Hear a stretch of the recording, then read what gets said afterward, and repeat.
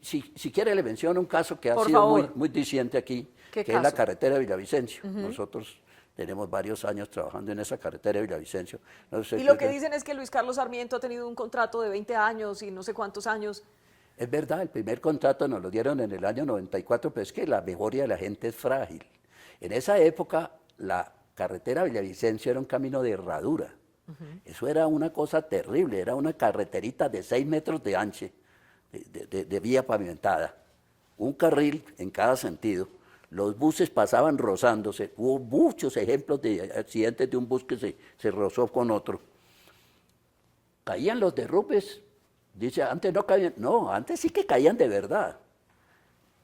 Muchas veces la gente salía de Bogotá para Villavicencio y había un derrumbe en un sitio, tenía que parar, daba reverso y había caído otro detrás. Y la gente pasaba la noche en esos buses 2 y 3 días hasta que llegaban los bulldozers que llevaban quién sabe de dónde a abrir paso. Yo conocí de esas cosas de la vida, conocí mucho esa carretera porque mi padre tenía una finca en Guayabetal, ahí tenía un negocio, él tenía un negocio de explotación de maderas. Y entonces yo a veces iba allá, me llevaba a conocer eso. Y yo viajaba por esa carretera y la recuerdo con horror, eso era terrible. Cuando nos dieron esa carretera, dije, es increíble que yo vuelva al mismo sitio. Y más increíble que todos estos años después siga en el mismo sitio.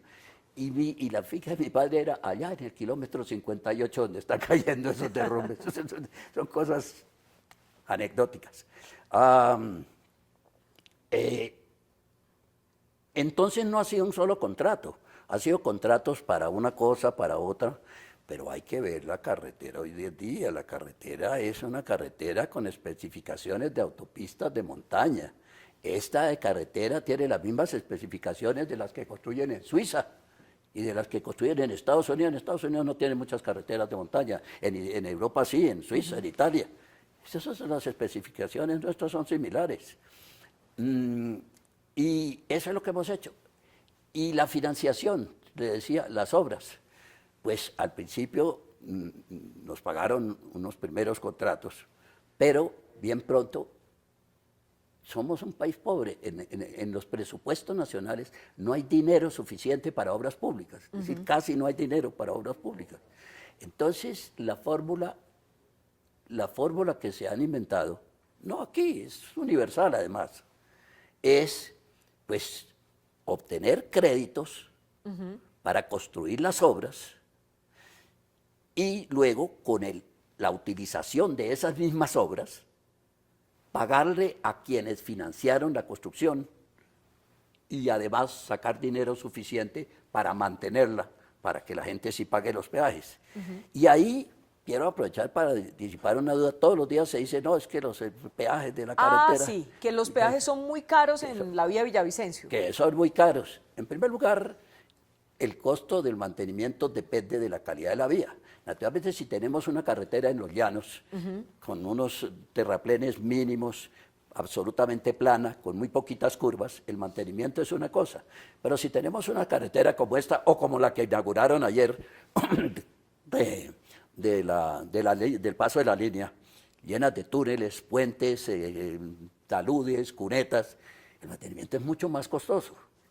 Pero es que es lo que se necesita, porque no tienen, las carreteras tienen que ir de un sitio que ya exista a otro que ya exista. No tiene sentido decir, bueno, entonces hagamos carretera en los llanos, no, porque si no hay gente, ¿qué hacemos? Claro. ¿No? Entonces, hacemos esas carreteras y del mismo peaje hay que sacar el dinero para amortizar los créditos. Y los bancos damos esos créditos, los bancos financiamos esas obras en plazos muy largos, de 25, de 30, de 40 años, con unos intereses preacordados con el gobierno, y se abren licitaciones, y el que ofrezca una mejor oferta, pues a ese se la adjudican. Le voy a contar otro detalle.